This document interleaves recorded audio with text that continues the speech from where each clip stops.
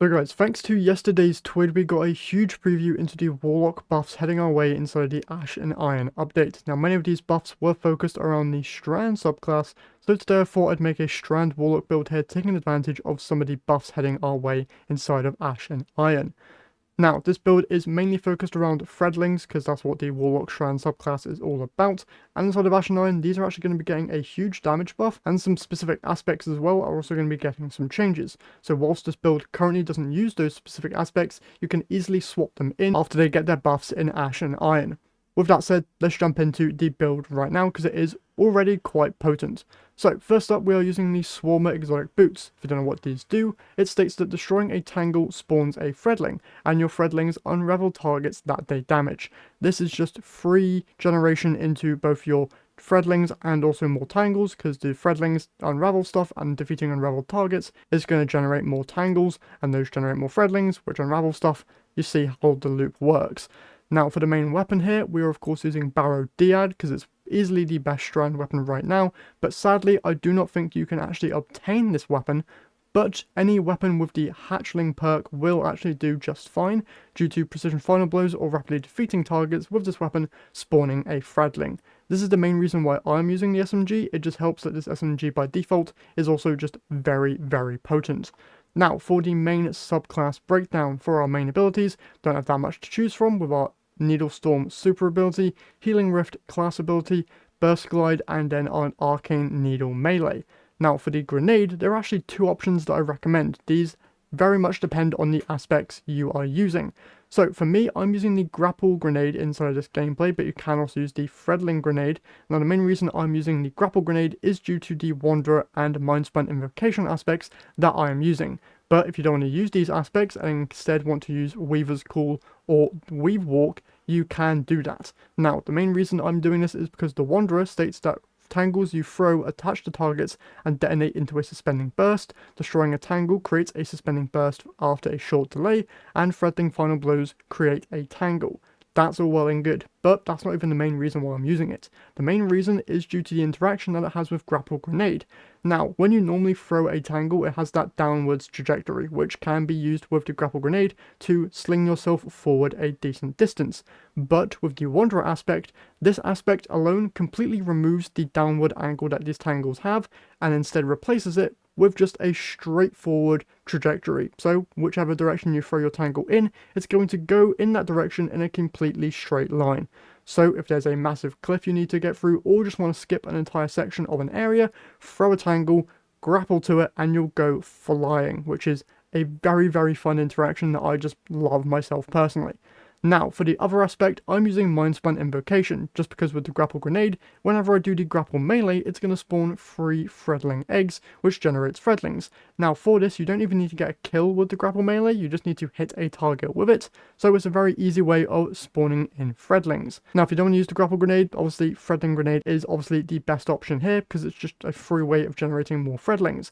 And for the other aspects, you can of course use Weaver's Call and the Wanderer, and these two aspects specifically are going to be getting huge buffs inside of Ash and Iron. First up, for Weaver's Call, it already generates Threadlings whenever you use your class ability, whilst also defeating targets with Strand damage, creating Purged Threadlings, but it's also now in Ash and Iron going to be generating new class ability energy whenever you deal damage with Threadlings from any source, which is very, very potent. So if you're a fan of Weaver's Call, definitely use it inside of Ash and Iron, but the main one here is for the Wanderer. If you don't know what this does, it says that you can use your air ability dodge to enter the weave. This takes away some melee energy, but will grant you a huge amount of damage resistance, and also generate you purged Threadlings. Now, at the moment, this is all it does, but inside of Ash and Iron, once you exit this ability, you're going to be getting yourself a free amount of woven mail, depending on how long you spent in this Weave Walk ability. And on top of that, it's going up an additional fragment slot from 2 to 3. So in total, you'll be able to equip 5 fragments instead of just the normal 4, which is overall probably the main reason why I would want to use this aspect over anything else that the Strand Warlock has available for it. Now, going into the fragments themselves, the main thing you're going to want to use is of course Thread of Evolution, where Threadlings travel farther and deal additional damage. This also provides a +10 to your super stat, which is a very good benefit. So this is the main fragment that I 100% recommend you guys use alongside Thread of Generation, where dealing damage generates grenade energy. This is any damage source, so it's just a free amount of grenade energy there just from playing the game, which is very, very potent. Now for the other fragments, we are of course using Thread of Warding at the moment, where picking up an orb power grants you Woven Mail. Honestly, when Ashen Iron comes out and that buff comes to Weave Walk, I won't honestly be using this fragment a lot due to Weave Walk just giving you Woven Mail for free, but for right now it is quite decent. And then for the final fragment, we are using Thread of Rebirth, where Strand Weapon Final Blows have a chance to create a Threadling, and this pairs alongside the Hatchling perk very, very well, because if you get a Headshot Final Blow, you get the guaranteed Threadling from that perk, but then also from this fragment, you have an additional chance to spawn even more Threadlings, which is just absolutely insane. Now, if you do use Weave Walk instead of Ashen Iron and have an additional fragment slot, one that I am highly going to recommend is Thread of Fury, where damaging targets with a tangle grants melee energy. Due to Weave Walk requiring melee energy to use, because it's going to be consuming that energy as long as you stay in that Weave Walk effect, you're going to be wanting your melee back as fast as possible. And for right now anyway, my melee stat is pretty darn bad, so it takes a while for me to get those charges back. But with this fragment, it's going to be helping there a lot, which is very, very good. Alongside this, you could also use Thread of Wisdom, where defeating suspended targets creates an orb of power. You're going to be suspending people a lot if you use the Wanderer aspect, so that's very, very handy. Other stuff that you could also use if you're using a lot of Strand weapons could be Thread of Propagation, where powered melee final blows grant your Strand weapons unraveling rounds. This, once again, just going to fit in very easily with this build, and if you're using that additional fragment slot from Weave Walk, very potent one to take advantage of. Not many other fragments that I would recommend you use. Thread of Mind could work very well if you are using the Weaver's Cool aspect, but apart from that, nothing else in particular that you should be taking advantage of. Now, with the main subclass breakdown out of the way, obviously with this build you are going to want your grenade stat as high as possible. Now, I do not know if this is true or not, but I feel like the fragment that generates you grenade energy off of damage does actually take into effect your actual grenade stat, so keep that in mind. I currently have 184 grenade stat, which on top of that is going to be providing me with a 54.5% boost to my grenade damage, which I believe will increase the damage of my grapple melee, but also the Threadlings generated specifically from the Threadling grenade itself, and not any other Threadlings at all. I wish that it didn't work that way and that all Threadlings could get the benefit from this grenade stat, but sadly that's not how this works. But alongside the grenade stat, 100 super is going to be very much mandatory as well, just so that you're able to get that Needle Storm super out as quickly as possible, because it does a very decent amount of damage and also generates a whole load of Threadlings as well. Now for the main mods, nothing here really stands out too much. Obviously you're going to want to use Harmonic Siphon because you're using Strand weapons, and also Ashes to Assets because you're going to be using your grenade a lot. Alongside that, Grenade Kickstart and Firepower is very good, alongside Innovation as well as Bomber. Nothing really too groundbreaking or new for these armor mods, just pretty generic stuff.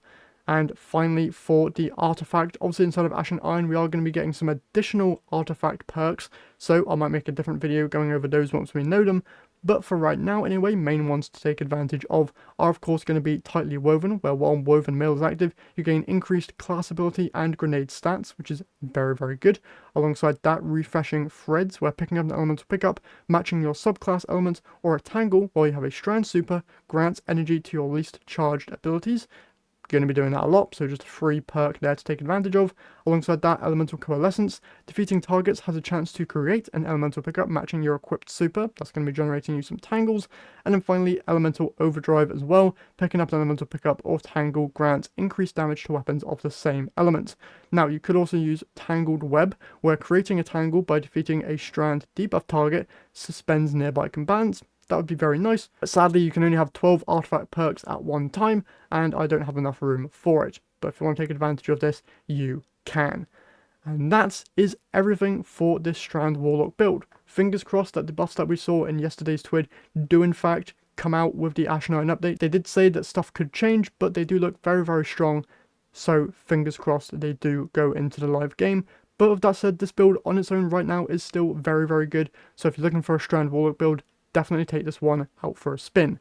Now I'll have the links to this build in the description as always as a dim link, and with that all said, hope you guys have enjoyed the video. If you did, remember to leave a like and subscribe to the channel if you haven't done so already, because it's free to do, and we are now super close to 2,000 subscribers, so any support there would be amazing.